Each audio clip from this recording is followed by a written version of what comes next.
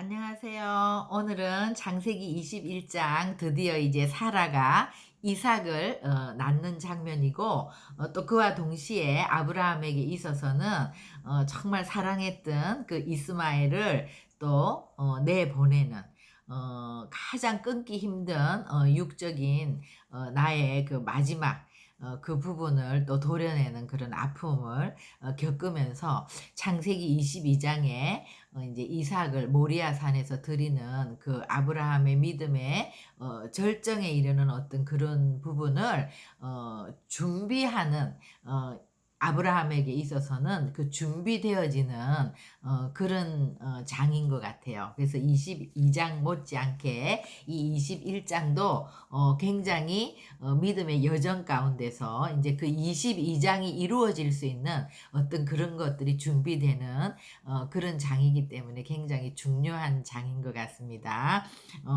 그래서 사라가 이제 21장에 이삭을 낳기까지 창세기 11장 30절에서 사라는 임신하지 못함에 자녀가 없었더라. 그리고 이제 12장에서 큰 민족을 이루게 될 것이라고 이제 그 후손에 대한 약속을 받게 되죠. 근데 그 이제 약속이 성취되기까지 이게 이제 12장부터 시작해서 거의 22장 전장 21장에 13, 14, 15, 16, 17, 18, 19, 20장을 거쳐서 이제 21장에서 드디어 아브라함이 100세 되던 해에 이제 이삭이 낳아지는데요.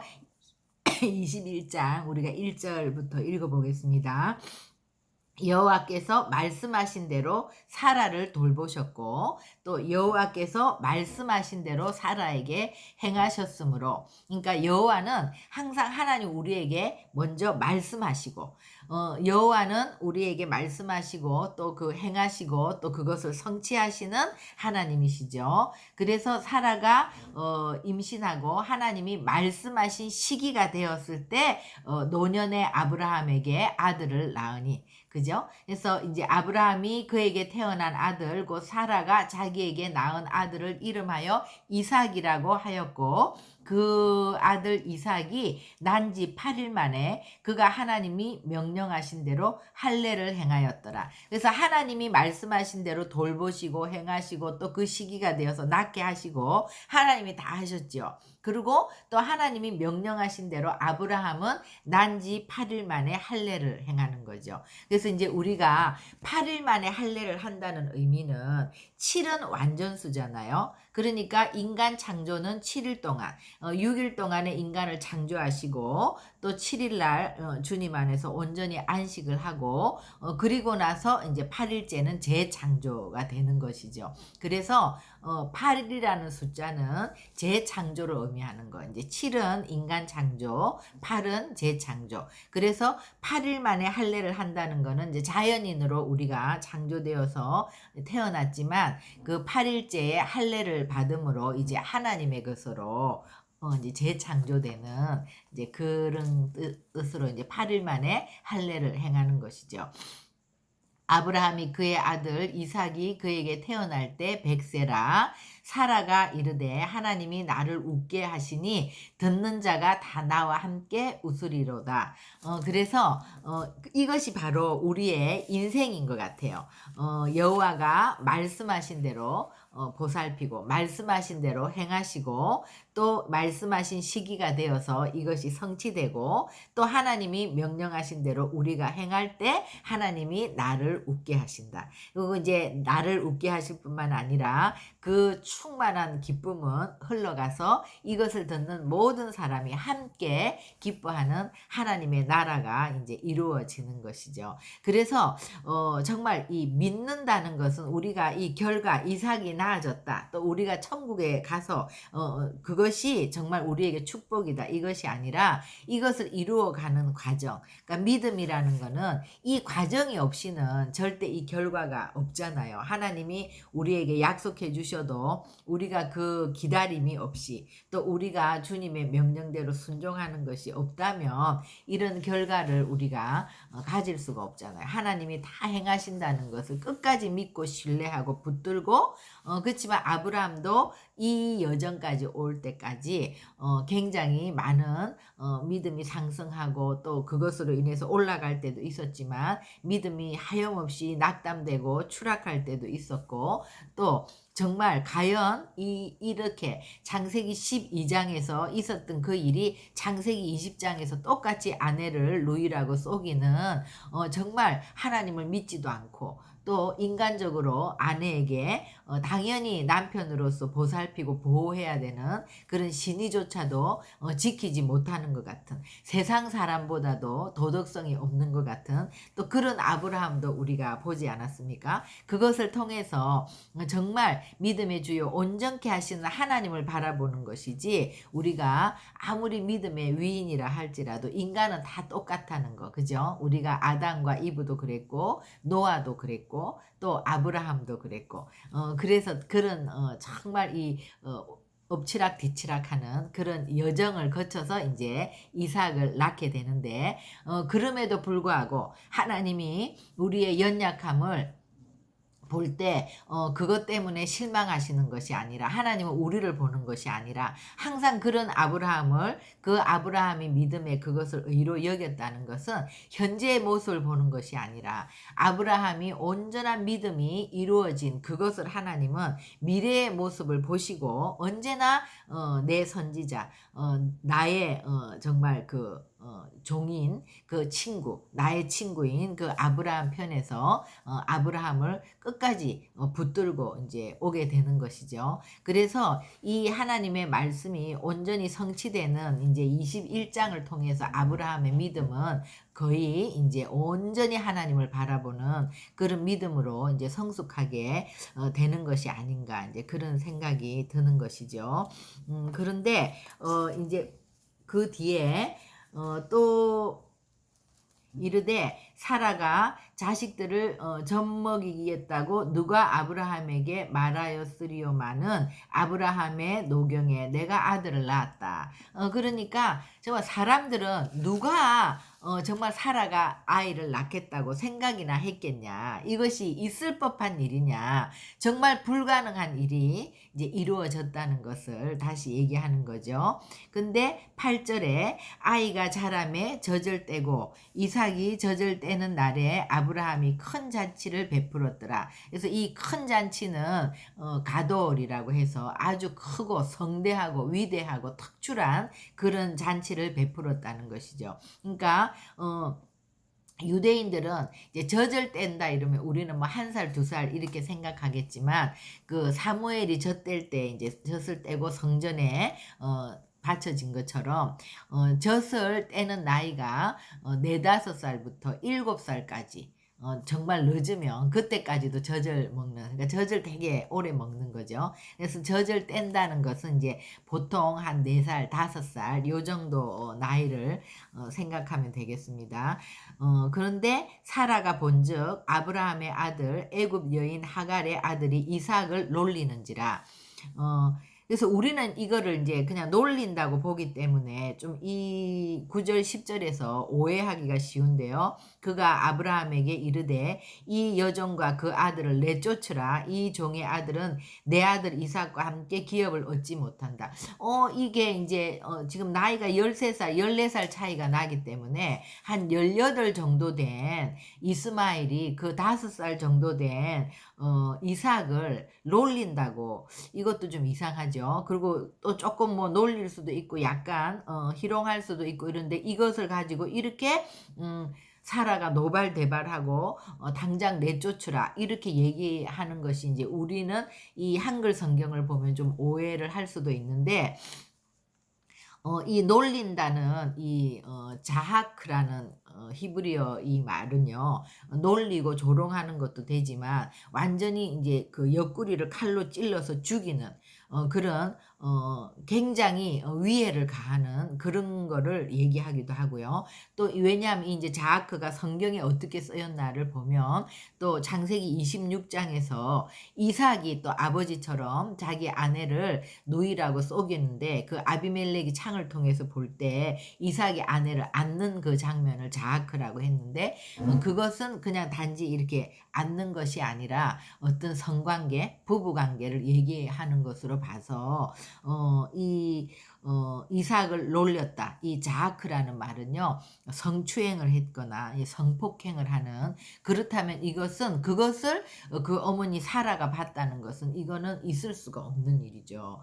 그러니까 아이가 졌을 때는 그 이제 5살 정도 되는 아직 무방비 상태인 그 아들이 그렇게 완전히 청년이 된 어른과 마찬가지로 이제 10대 후반이 된 그 이스마엘이 만약에 그렇게 죽이려고 하는 위해를 가했다든지, 또 그것이 아니면 그것보다 더한 것은 그런 성추행을 했다든지, 이것은 굉장히 그거는 용납할 수가 없는 일이죠. 그렇기 때문에 여기서 이제 내쫓으라는 말은 내보내라는 말이 아니라, 이것도 원어적으로 보면은요, 완전히 관계를 끊으라. 그러니까 이혼하고 다시는 법적으로 이제 관계 없음, 이렇게 그냥 완전히 단절하는 굉장히 강력한 말이거든요. 그러니까 아브라함이 그 아들로 말미암아 그 일이 매우 근심이 되었더니, 그러니까 이제 이 시대는요, 또 법이 첩이 아들을 낳았을 때 이 아들을 상속자로 생각하지 않으면 빨리 내보내서 이들을 자유케 해주는 것이 법이었어요. 그러니까 뭐 어떤 뭔가 상속을 주고 이런 것이 아니라, 상속자로 인정을 하지 않으면 빨리 내보내는 것이 이제 그들을 더 위하는 것인데, 이 나이가 될 때까지 18, 19이 될 때까지 분명히 이삭을 통해서 하나님이 그 약속을 이룬다고 했기 때문에 상속자가 될 수 없는 거죠. 이스마엘은. 그거를 아는 아브라함이 이 나이까지 이 아들을 끼고 있었다는 거는 정말 이 아들을 사랑했고, 이 아들을 정말 내보내는 일이 아브라함에게 있어서는 너무 힘든 일인 거죠. 그러니까 우리가 정말 내 자식을 그러니까 아브라함과 사라를 통해서 하나님이 약속하신 이삭도 귀한 아들이지만, 육적으로 볼 때는 또 아브라함이 이 여종과 함께 낳은 아브라함의 아들이잖아요. 그러기 때문에 굉장히 그 첫정이기 때문에 또 힘든 것인데, 이제 이스마엘을 이렇게 혼자 근심하고 있을 때 하나님이 개입하시는 거죠. 그러니까 하나님이 아브라함에게 이르시되 네 아이나 네 여종으로 말미암아 근심하지 말고 사라가 너에게 이런 말을 그대로 들으라는 거예요. 그리고 이삭에게서 나는 자라야 내 씨라 부를 것임이라. 그러니까 하나님이 이제 나타나셔서 개입을 하시고 교통 정리를 시켜 주시는 거예요. 그러나 여종의 아들도 너의 씨니 내가 그로 한 민족을 이루게 하리라. 이러니까 이제 아브라함은 정말 이제는 하나님의 말씀에 대해서는 완전히 신뢰하고 순종하고 맡기는 그 믿음이 되었잖아요. 그러니까 이제 내어 보내는 거에 대해서 그 다음 장을 읽어보면, 아브라함이 아침에 일찍이 일어나 떡과 물 한 가죽 부대를 가져다가 하갈의 어깨에 메어주고 그 아이를 데리고 가게 하니, 하갈이 나가서 브엘세바 강야에서 방황하니. 그러니까 아브라함은 그냥 하나님을 믿고 하나님께 모든 것을 맡기고 이제 내보내는 거죠. 그렇지만 아브라함에게 있어서 이 결단은 굉장히 나의 어떤 예자, 나의 어떤 육적인 끝까지 내가 이렇게 놓지 못하고 갖고 있었던 것을 떼어낸다는 것은 정말로 쉬운 일이 아니지 않습니까? 그러니까 이 21장은 그토록 바라던 그 약속의 자녀 이삭을 이제 얻고, 또 그 이삭이 젖될 나이까지 그렇게 해서 잔치를 하고 이런 정말 그런 기쁨이 있은 동시에 그것과 마찬가지로 그 사랑했던 이스마엘을 하갈과 함께 또 아브라함의 입장에서는 정말 내보낸다는 것이 너무나 인간적으로는 큰 결단이었고 그것이 쉽지 않았을 것이다. 그죠? 그러니까 우리가 가장 사랑하는 거, 가장 아끼는 거, 내 힘으로는 도저히 할 수 없는 거, 그것을 주님이 요구하실 때, 또 그것을 내보내라고 할 때 우리가 정말 이제 믿음의 사람이 되어서 결단하고 그것을 내보낼 수는 있지만, 그것이 결단코 쉬운 거는 아니죠. 너무 힘들죠. 내 그 자아가 내 옛자아가 얼마나 강력합니까? 그죠? 그러니까는 이제 이것이 정말 쉽지 않은 것인데 이것이 이제 우리 갈라디아서 4장 21절부터 보면 하갈의 아들과 이제 사라의 아들 관계에 대해서 이제 설명을 하죠. 바울이 이제 그것들을 이렇게 설명을 하는데, 그러니까, 진짜 율법과 이제 은혜, 율법과 이제 하나님의 언약에 대한, 그러니까 이제 종으로부터 나온 종의 아들은 이제 시내산에, 하갈이 시내산으로 말씀하시지 않습니까? 그래서 시내산에서 받은 율법이라는 것은 내 죄가 뭔지를 아는 것이지만 율법이 우리를 자유케 하는 것은 아니잖아요. 우리를 정말 자유케 하고 우리를 새롭게 하는 것은 하나님의 은혜이고 하나님이 주신 그 새 언약인데, 그러니까 이삭은 예루살렘이고 이스마엘은 이제 율법인 거예요. 그러니까 이것이 이스마엘은 나의 어떤 육적인 옛자라면 이제 이삭은 새 언약인 거예요. 성령인 거예요. 그러니까 우리가 하나님의 성령과 나의 그런 어떤 육의 정욕과 이것이 함께 있지는 못하는 거단 말이에요. 그죠? 그러니까 우리 안에도 이 두 가지가 항상 싸우는 거잖아요. 근데 우리가 정말 내 옛자, 내 그런 어떤 육적인 정욕, 내가 갖고 있는, 내가 놓지 못하고 있는 그것을 놓을 때, 그것을 내보낼 때 하나님의 은혜가, 하나님의 성령의 그런 역사가, 하나님이 나를 통해서 새 언약을 이루어 갈 수 있는 그 자유케 하는 그것이 이루어지는 것이지, 이것이 동시에 있으면 절대로 이 자유케 되는 일, 진리 안에서 자유를 얻는 일, 그 내 새 언약이 이루어지는 일, 이것이 될 수 없다는 것이죠. 그래서 뿌리가 깊고 정말 이런 것들을 떼낸다는 것이 정말 쉽지 않는 그런 일인데, 여기서 이제 아브라함이 이스마엘을 내보내는 그것이 정말 한 줄 두 줄로 나와 있지만, 아브라함에게 있어서는 이제 먼저 번에 그 롯과 이별할 때도 아브라함이 참 그 마음이 힘들고 그랬을 때 주님이 오셔서 위로해 주시고 그랬잖아요. 근데 이제 이 정말 오래오래 기다려서 육적으로 자기 생각으로 낳은 아들이지만 그래도 처음으로 얻었던 그 이스마엘을 자기 눈앞에서 이제 내보내는 이 장면은 아브라함에게 있어서는 굉장히 그 믿음의 이제 높은 단계로 마지막 그것들을 끊어내는 그런 것이죠. 그리고 이제 15절부터 우리가 그때 창세기 29강 할 때 이 이스마엘에 대해서 또 이슬람에 대해서 이제 우리가 잠깐 했는데요.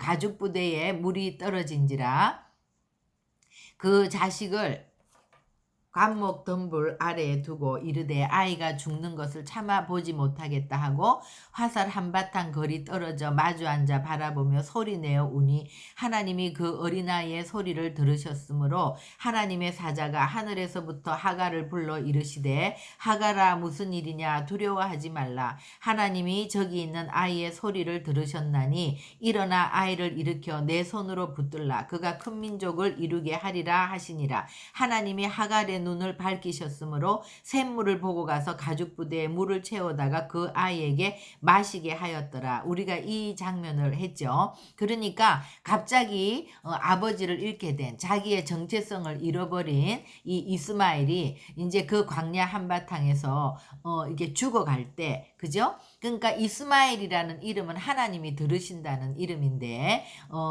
그것을 보지 못해서 하갈이 좀 떨어진 장소에서 대성통곡하고 울고 있을 때 하갈의 소리를 들은 것이 아니라 하나님이 이스마엘의 그 부르짖음을 듣고 하갈에게 말하는 거예요. 그러면서 바로 일어나 아이를 일으켜 내 손으로 붙들라 그가 큰 민족을 이루라 이렇게 얘기하면서 하갈의 눈을 밝히셔서 그때까지 보이지 않았던 샘물을 보게 되는 거예요. 그래서 우리가 이 여인 하갈과 같이 오늘날 이방의 교회들이 이 이스마엘 정말 그 아버지에 대한 그 정체성의 혼돈이 오고 정말 내가 누군가를 알지 못해서 그 아버지를 찾고 갈망하는 그 무슬림들에게 이방의 교회가 이제 그 샘물이 된 예수 그리스도를 전할 때가 온다는 거죠. 그때 이들이 살아난다는 거죠. 그래서 우리가 이제 무슬림을 위해서 이미 이 일은 시작되고 있고, 이제는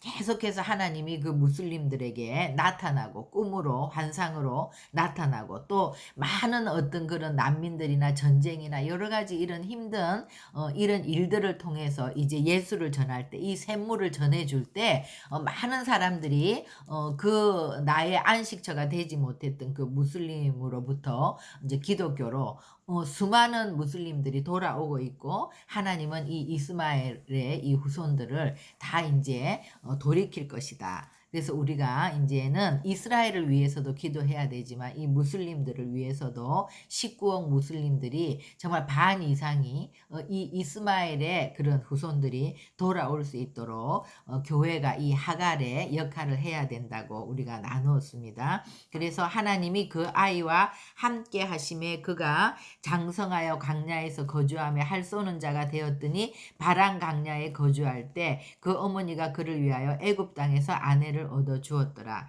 그래서 우리가 이것은 이제 29강에서 한번 나누었던 말씀이고요. 그 다음에 이 일이 있고 나서 이제 이스마엘을 내고 나서 아브라함과 아비멜렉이 언약을 맺어요. 그러니까 그때는 아비멜렉이 아브라함을 이렇게 책망했죠. 네가 어떻게 나한테 이렇게 속이고 나한테 죄를 짓게 만들었느냐, 이렇게 했는데, 이제 지금은 그것이 역전되는 거예요. 아비멜렉과 그 군대 장관 비골이 아브라함에게 말하여 이르되, 네가 무슨 일을 하든지 하나님이 너와 함께 계시도다.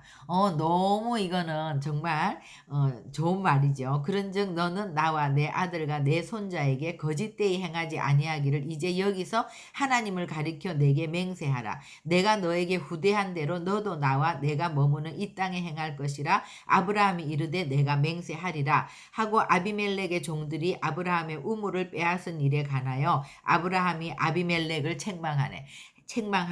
그러니까 아비멜렉의 종들이 아브라함의 우물을 뺐었는데, 이제 이런 것들에 대해서 아브라함이 아비멜렉을 책망하는 거예요. 이게 이제 역전됐죠. 그리고 이제 아브라함이 너는 무슨 일을 해도 하나님이 너와 함께한다. 정말 우리도 제일 듣고 싶은 말씀이지 않습니까? 얼마나 이것은 하나님이 아브라함을 인정해 주시는 거죠. 이제 그 자기의 애지중지하던 아들 이스마엘을 내보내는 거, 예자를 꺾어버린 거, 내 육적인 그 마지막 그것들을 정말 하나님의 말씀에 순종했을 때 하나님이 내가 너를 인정한다는 것을 아비멜렉을 통해서 하나님이 말씀해 주시는 거죠. 그죠? 그래서 완전히 이제 역전이 되는 거예요. 아비멜렉이 이르되 누가 그리하였는지 내가 알지 못하노라. 너도 내게 알리지 아니하였고 나도 듣지 못하였더니 오늘에야 들었노라. 아브라함이 양과 소를 가져다가 아비멜렉에게 주고 두 사람이 서로 언약을 세우니라. 아브라함이 7 암양 새끼를 따로 놓으니 아비멜렉이 아브라함에게 이르되 이 7 암양 새끼를 따로 놓으면 어찌미냐. 아브라함이 이르되 너는 내 손에서 이 암양 새끼 7을 받아 내가 이 우물 판 증거를 삼으라 하고, 두 사람이 거기서 서로 맹세하였으므로 그곳을 브엘세바라 이름하였더라. 그들이 브엘세바에서 언약을 세우매 아비멜렉과 그 군대 장관 비골은 떠나 블레셋 사람의 땅으로 돌아갔고, 아브라함은 브엘세바에 에셀나무를 심고 거기서 영원하신 하나님 여호와의 이름을 불렀으며 그가 블레셋 사람의 땅에서 여러 날을 지냈더라. 그러니까 이 말은 하나님이 이제 아브라함을 정말 인정해주고 아비멜렉을 통해서, 그죠? 그리고 이제 그 후에 맹세를 서로 이제 언약을 맺고 여기에 에셀 나무를 심으며 영원하신 여호와의 이름을 불렀더라. 그 말은 이제 에셀 나무를 심었다는 것이 상징하는 것은요, 에셀 나무는 굉장히 뿌리가 뭐 20m 정도 내려가는, 그래서 잎이 굉장히 무성한 나무이기 때문에 이 에셀 나무가 이렇게 자라면 많은 사람의 안식처가 되는 거예요. 그 강야 더운 곳에 그늘이 되는 거예요. 그러니까 에셀 나무를 심고 거기서 영원하신 여호와의 이름을 불렀다 하는 거는 거기서 기도하고 거기서 전도했다는 거예요. 그러니까 아브라함이 이제는 나만을 위해서 사는 것이 아니라 에셀 나무를 심고 전도자가 되고 사람들에게 안식처를 제공하는 이 하나님의 나라를 그렇게 흘려보내는 이제 그런 삶을 얘기하는 거죠. 그래서 21장은 이삭을 통해서 또 이스마엘을 보내는 것들을 통해서 이제 아브라함의 안에는 그런 내적인 정말 그 변화, 나의 육신적인 것들을 다 끊어버리고 온전히 하나님의 그 약속을 향해서 나아가는 그런 삶의 결단과 그런 새로운 변화와 그 믿음, 견고한 믿음, 그 하나님을 이제 경험하면서 말씀대로 성취하시는 여호와를 경험하면서 이 아브라함 안에 이제 온전한 주님에 대한 신뢰, 주님의 말씀에 대한 100% 신뢰가 이루어지는 장이 이제 21장이 되는 것 같습니다. 우리 기도하시겠습니다. 하나님 감사합니다. 오늘 21장을 통해서 하나님이 우리에게 말씀하신 대로 돌보시고 또 말씀하신 대로 행하시고 또 그 시간이 기한이 되었을 때 우리에게 반드시 그 일을 성취하시고 우리가 그 하나님을 경험하면서 우리는 주님을 온전히 신뢰함으로 주님이 말씀하시고 명령하시는 대로 순종하는 그 삶을 통하여 우리의 인생은 정말 사라가 이삭을 낳은 것 같이 우리도 우리 안에서 그 웃음이 흘러나가고 그것은 나에게 머무는 것이 아니라 내 이웃을 향하여 함께 기뻐하고 즐거워하며 우리도 우리의 삶에 에셀 나무를 심는 그래서 정말 우리의 삶이 우리 하나에 머무는 것이 아니라 많은 사람들에게 정말 주님의 안식을 제공하는 그 주님을 전하는 그런 전도자의 삶을 향해서 나갈 수 있도록 저희를 인도하여 주시옵소서. 예수님의 이름으로 감사하며 기도합니다. 아멘. 네.